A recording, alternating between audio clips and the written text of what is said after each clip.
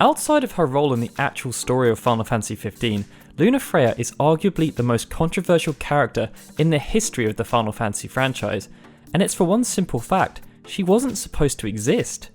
It actually makes her a rather interesting character study, as unlike some of the more prominent characters within Final Fantasy XV who came into existence in the first 5 years of the game's development, Lunafreya was only conceived after Hajime Tabata became involved with the project, and she was first shown to the public in 2014.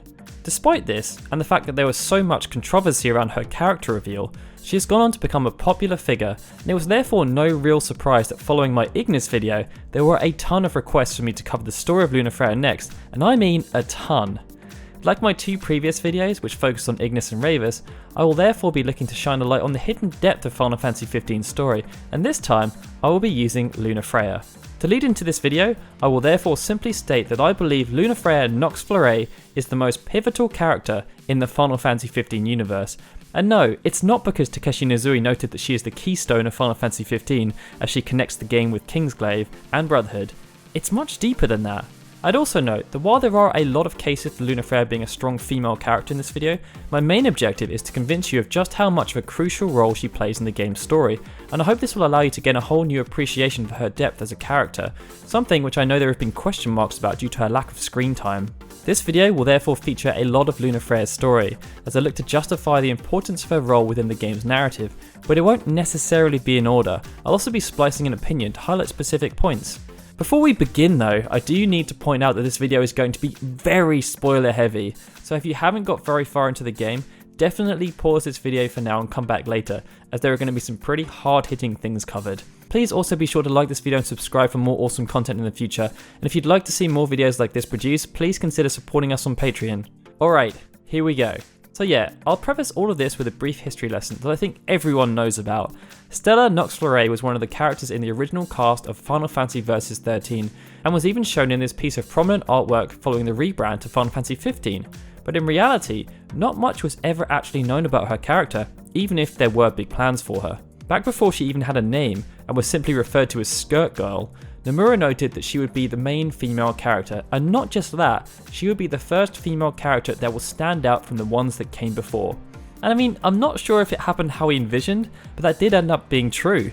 Stella does stand out as the first female Final Fantasy character to be announced, but then replaced.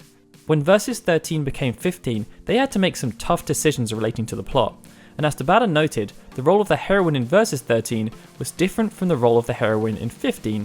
They therefore didn't want to betray people's expectations of Stella, so replaced her with Lunafreya Nox Fleuret, the sister of Ravus Nox Fleuret, and an oracle charged with maintaining the stability of Eos. According to Tabata, Luna was actually designed to be a much stronger, more determined character than Stella, something he noted in an interview with Game Informer in 2015. And it was also in this interview that Tabata said something that resonated with me. He said that in some ways, Noctis is the weaker character. Maybe he's the one who's going to need protecting. I think this applies on multiple levels, as it isn't something that solely relates to the relationship between Noctis and Luna. For example, when looking at the start of Kingsglaive, we see a young Lunafreya abandon her chance of safety to stand by her brother's side. I'd wager she knew about her own strength, but she also knew that her brother was weak and wouldn't survive the harsh realities of life under the Empire without her. The funny thing is, it's clear that throughout much of their lives, Ravus is the one who always felt superior, serving as the artificial protector or dictator in the relationship. I'm somewhat loath to make comparisons to other properties, but there's such a clear comparison between Luna, Ravus, and the Targaryen siblings from Game of Thrones. As the older sibling, I feel as though Ravus is happy to use Lunafreya for his gain, and in many ways is perhaps jealous that he doesn't possess the same power as she does.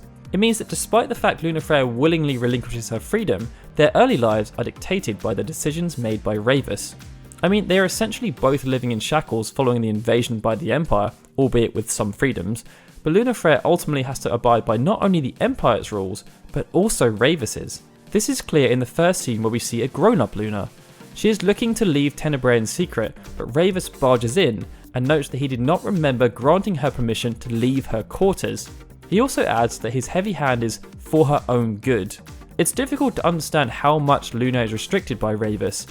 I mean, she was able to slip away to speak to Titan at some point. Perhaps it's just that in this instance, the Empire are looking to use Luna as part of their plan, so Ravus needs to keep a closer eye on her. Either way, I feel as though this scene further highlights the difference in their character. By her responses, it's clear to me that Luna is not intimidated by either the Empire or Ravus, but is unfortunately powerless to fight them head on in the current political climate. Ravus, on the other hand, despite acting to the contrary, is way out of his depth, and is really just a pawn in a much larger game where Luna is a queen. It goes back to a quote from Tabata, where he said that they wanted to put defiance in her eyes, and I think that shows. Luna Freya's relationship with Ravus goes a long way to show the strength of her conviction, because despite all of the hardship, it's not common for her to show weakness, and she never falters from her path. And when you skip forward, it's Luna's strength that essentially makes Ravus see the error of his ways. You'd think it would have been when he was rejected by the ring, but I feel as though this just makes him change his focus. Instead of trying to become the one true king instead of Noctis, he wants to just try and save Luna in his own misguided way. Ironically, it's actually a moment of weakness from Luna Freya that makes him see that he isn't strong enough to alter her path. She doesn't want saving. She has been expending a lot of energy communicating with the Astrals, and has got to the point where she begs Ravus to take the Ring of the Lucii to Noctis. But against everything he has previously stood for, Luna's dedication to helping Noctis finally opens his eyes, and instead of fighting and attempting to belittle her as he had done previously, he shows support and decides to follow her. It's a decision that ultimately cost him his life, but I feel as though he became much more free and was therefore happier after aligning himself to Luna, as opposed to following his own misguided path where he was nothing but the Empire's lapdog. And I feel like this is something that's shown in the additional cutscene that was added in chapter 13 verse 2. In the grand scheme of things, this highlights just one instance where Luna Freya's strength had a direct influence on Noctis' path, as if you think about it, without Luna's influence over Ravus, Noctis wouldn't have been able to acquire the Sword of the Father, the weapon that deals the final blow to Ardyn. In fact, there are many times when Luna shows her strength and resolve, while others falter, and it's what leads me onto my main point, that she is the most pivotal character in Final Fantasy XV whose actions, above anyone else, lead to Noctis' ascension to the throne as the true king. In reality, much of Luna's role in the story that we are shown relates to helping Noctis achieve this objective, but then again, you could say the same about pretty much anyone else in the game. With Luna though, I feel as though her actions actively help Noctis as opposed to passively helping him. In Kingsglaive, for example, we see the great lengths she goes to in order to survive. I do feel as though she came across as more of an accidental hero in much of this movie as opposed to the badass everyone was hoping, but even still, there are specific things that take place that allow her to have a direct impact on how the narrative plays out. For one, despite the peril facing her as she squares off against Ultros with Nyx, she is determined to escape in one piece even against the odds. Whereas Nyx was also happy to run, Luna Freya forces his hand by making them return to the Citadel, a decision that ultimately enables her to obtain the Ring of the Lucii. She is then able to give this to Noctis following the battle against Leviathan. Now, as the story is told from Noctis' perspective, in many ways, I do feel as though Luna's contribution is negated. A large chunk of the game focuses on Noctis attempting to head to Altissia so that they can be married, and it's clear that he's pretty much oblivious to the wider issues, as are much of his retinue. Luna Freya, on the other hand, in what we see from outside of Noctis' perspective, is much more aware of the bigger picture, and I feel as though the marriage is just a small part of a larger equation for her.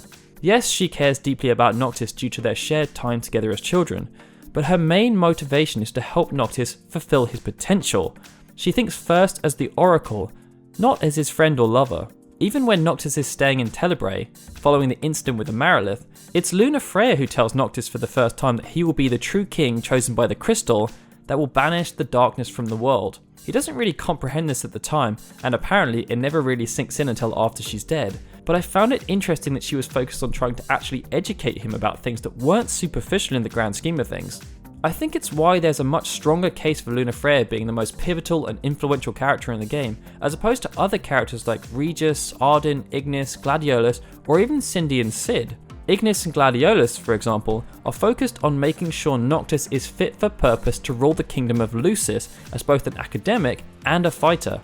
Regis was focused on making sure he enjoyed the time he had, but of course did manipulate events so that he made it out of Lucis safely. Ardyn is perhaps the closest in terms of influence. He does a lot behind the scenes, but you could say the same about Luna too in terms of her communications with the Astrals.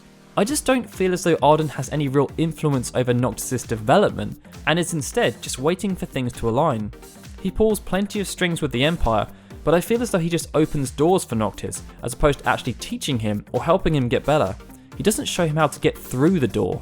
The only instance that I feel is perhaps counter to this is during the battle against Leviathan, where he takes an active role and stabs Luna. But I find it difficult to assume that Ardyn knew what would actually happen next. I'm more convinced he felt it would motivate a floundering Noctis, as opposed to motivating a dying Luna to empower said floundering Noctis. After this, the groundwork Ardyn has laid down could be seen to serve as Noctis' driving force to keep going. But I never really felt Noctis actually cared about any of that. Instead, I'd argue it's the weight of his responsibility and expectation that's driving him forward, something that was seeded into his mind by Luna at a young age, and as the game progresses, becomes a more pertinent theme. On that note, I feel as though much has been made about the relationship between Noctis and Luna, and it does frustrate me a little. Part of this could be down to the expectations that people have around male and female leads in Final Fantasy games in general, but I don't think it was ever meant to be the case with Final Fantasy 15.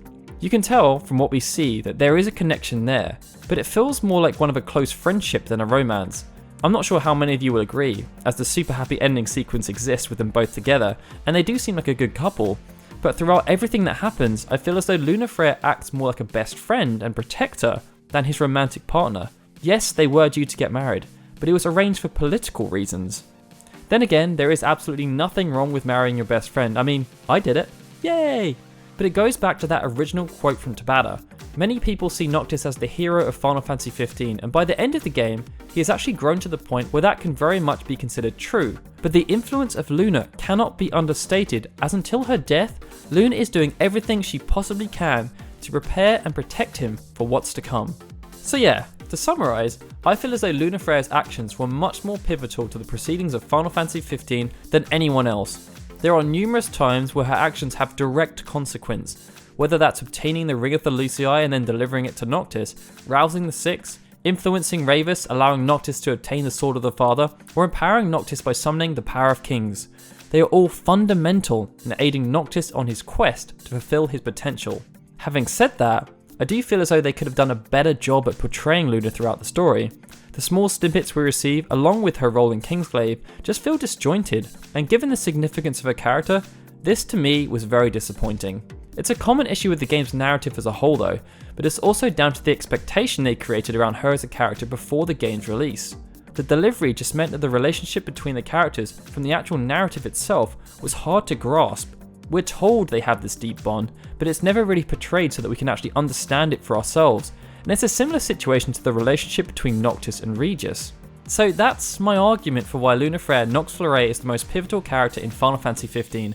Let me know how you feel about Luna in the comments below, and if you enjoyed this video, please hit that like button and subscribe to our channel. In the last video about Ignis, there was a lot of interest about an analysis of Ardyn, but I'll see how this video does before I commit to doing that, as Final Fantasy 15 came out quite a while ago now. Cindy could also be an interesting study, so let me know if you'd be interested in seeing something about her as well. Also, if you'd like to support the creation of these videos and help the channel grow, please head over to our Patreon at patreon.com/ffunion to find out how you can support us. You can even get your name at the end of videos like these awesome folks. Alright guys, this is Daryl signing out. I'll see you next time.